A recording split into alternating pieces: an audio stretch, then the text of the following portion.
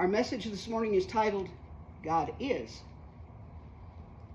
We interrupt our previously scheduled series to bring you the following message. God is not absent. When we meet for fellowship, it becomes easy for us to see our numbers dwindling. We know 4 of our members have moved and we miss them. We know 2 have gone back to their home in Florida and might return, but not necessarily. We know 2 more will be moving way sooner than we're ready to accept, even though we know it's a good move for them. That leaves the 4 of us who are here almost every week, and a few who come in to visit every once in a while. It's very easy for us to dwell on who is absent. According to MIT's Technology Review website, the proverb, "Absence makes the heart go fonder," was penned by the Roman poet Sextus in 15 BC. Been around a while, hadn't it? That may hold true for human hearts, that it makes the heart grow fonder, but God is never absent. We may think of our friends who have moved with greater fondness, but our God is always loving us and wooing us to a stronger relationship with Him. So what we must do is dwell on who is present. There is nowhere we can go that God is not there. When we open our eyes every morning, God is not absent. God is always present. God is not preoccupied. We've all tried experience trying to talk to someone when their focus is on something else, right? It may be as simple as asking someone a question when they're watching television. In my house, Lynette will ask me a question, and as soon as I start talking to answer her, she tunes me out. She's gone somewhere else already because I'm going to say too much stuff. She don't want to listen to all that. Or maybe I'm trying to get one of our fur kids to stop barking at the cats on the front porch. Not going to happen. They are preoccupied with those cats. When I'm taking one of the courses of study classes, Lynette can walk in the office and tap me on the head, and I don't even realize she's there until she touches me because I'm preoccupied with what I'm doing. But being preoccupied can also be a hindrance. When I need to get something done, I need all my focus on the task at hand to facilitate finishing that task. When I allow something else to interrupt my focus, I lose the continuity of forward movement. In other words, my mental train jumps the track and I get derailed. But I know I'm not alone at this station.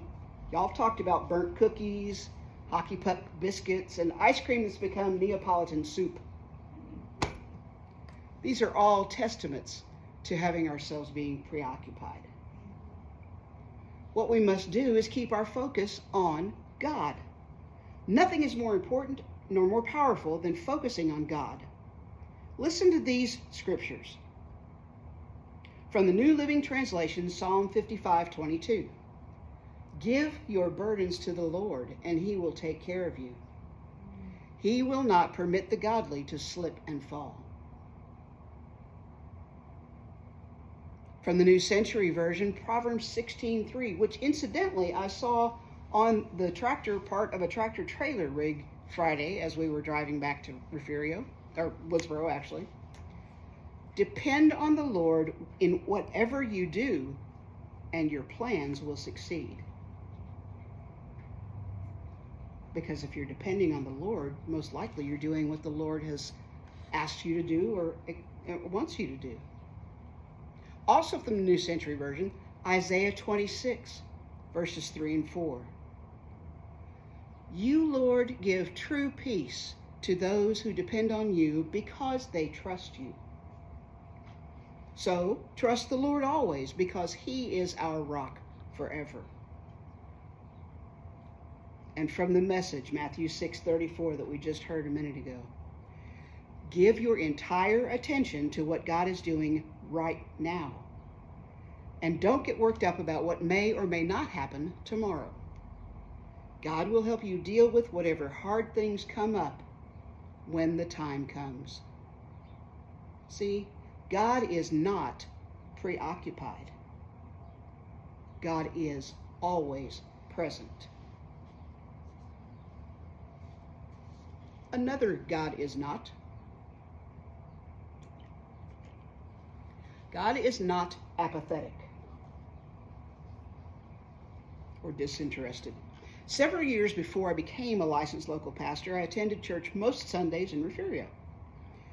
I went through a period of what I called apathetic Christianity, where I didn't want to go sit in a pew and listen to a pastor who had wounded my ego and hurt my feelings.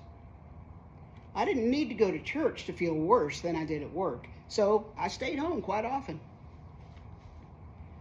Dictionary.com defines apathy as a lack of goal-directed activity, absence or suppression of passion, emotion, or excitement.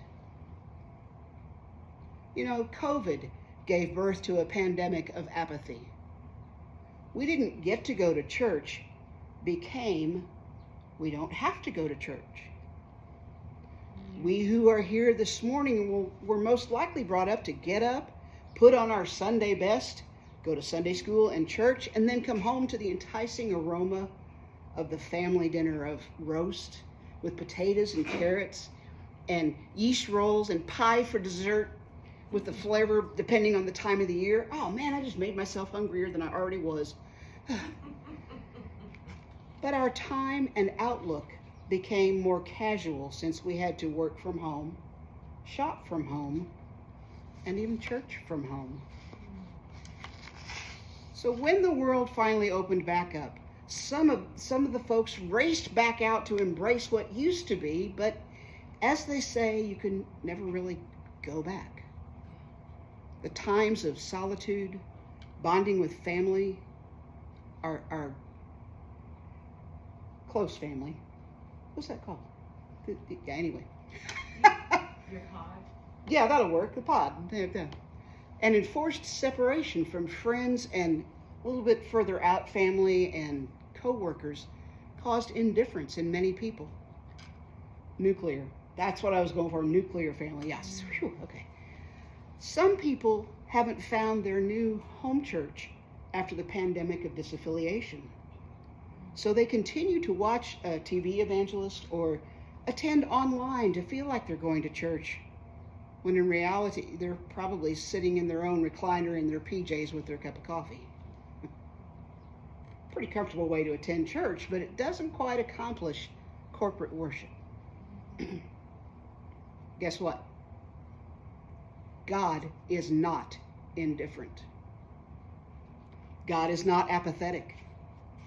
God is always present. That is why Romans 8:28 is so applicable, especially this version from the Message. That is why we can be so sure that every detail in our lives of love for God is worked into something good. So what must we do to break from our apathy? We must give ourselves grace. God's not waiting to judge our spiritual apathy. He's waiting for us to accept his invitation to continue seeking him, to be aware of his presence in all facets of our lives. Let's put aside our feelings of guilt and failure regarding that apathy. All that does is further drain our motivation and interest. Let us purposely embrace God's deep grace for us. God is always present. Thanks be to God. Amen. Amen. Please turn in your hymnals to hymn number 714.